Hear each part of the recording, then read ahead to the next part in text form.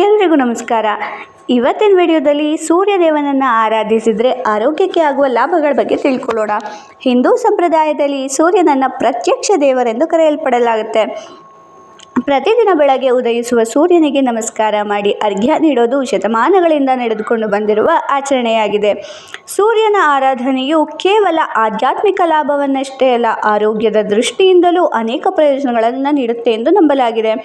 ಬೆಳಗಿನ ಮೃದುವಾದ ಸೂರ್ಯನ ಕಿರಣಗಳು ದೇಹಕ್ಕೆ ವಿಟಮಿನ್ ಡಿ ಒದಗಿಸಲು ಸಹಾಯ ಮಾಡುತ್ತೆ. ಇದರಿಂದ ಮೂಳೆಗಳು ಮತ್ತು ಹಲ್ಲುಗಳು ಬಲವಾಗುತ್ತೆ. ಸೂರ್ಯನಿಗೆ ನಮಸ್ಕಾರ ಮಾಡುವ ಅಭ್ಯಾಸದಿಂದ ದೇಹದಲ್ಲಿ ಚೈತನ್ಯ ಹೆಚ್ಚಾಗಿ ದಿನವಿಡೀ ಉತ್ಸಾಹದಿಂದ ಕೆಲಸ ಮಾಡಲು ಶಕ್ತಿ ದೊರೆಯುತ್ತೆ. ಸೂರ್ಯನ ಆರಾಧನೆಯ ಭಾಗವಾಗಿರುವ ಸೂರ್ಯ ನಮಸ್ಕಾರ ಯೋಗಾಭ್ಯಾಸವು ದೇಹದ ಎಲ್ಲ ಅಂಗಗಳಿಗೆ ಉತ್ತಮ ವ್ಯಾಯಾಮವನ್ನು ನೀಡುತ್ತೆ. ಇದರಿಂದ ರಕ್ತ ಸಂಚಾರ ಸುಧಾರಿಸಿ ಜೀರ್ಣಕ್ರಿಯೆ ಉತ್ತಮವಾಗಿರುತ್ತೆ. ಮನಸ್ಸಿಗೆ ಶಾಂತಿ ದೊರೆತು ಒತ್ತಡ ಮತ್ತು ಆತಂಕ ಕಡಿಮೆಯಾಗೋದಕ್ಕೆ ಸಹಕಾರಿಯಾಗುತ್ತೆ. ಪ್ರತಿದಿನ ಬೆಳಗ್ಗೆ ಸ್ನಾನ ಮಾಡಿ ಸೂರ್ಯನಿಗೆ ನೀರು ಅರ್ಪಿಸಿ ಓಂ ಸೂರ್ಯಾಯ ನಮಃ ಎಂದು ಭಕ್ತಿಯಿಂದ ಜಪಿಸೋದ್ರಿಂದ ಮನಸ್ಸಿನಲ್ಲಿ ಸಕಾರಾತ್ಮಕ ಚಿಂತನೆಗಳು ಬೆಳೆಯುತ್ತವೆ.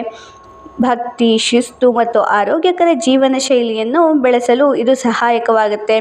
ಆದ್ದರಿಂದ ಪ್ರತಿದಿನ ಸೂರ್ಯನ ಆರಾಧನೆ ಮಾಡೋದ್ರಿಂದ ದೈಹಿಕ ಆರೋಗ್ಯ, ಮಾನಸಿಕ ಶಾಂತಿ ಮತ್ತು ಆಧ್ಯಾತ್ಮಿಕ ಬೆಳವಣಿಗೆಯನ್ನು ಪಡೆಯಬಹುದು ಎಂಬುದು ನಮ್ಮ ಹಿರಿಯರ ನಂಬಿಕೆಯಾಗಿದೆ.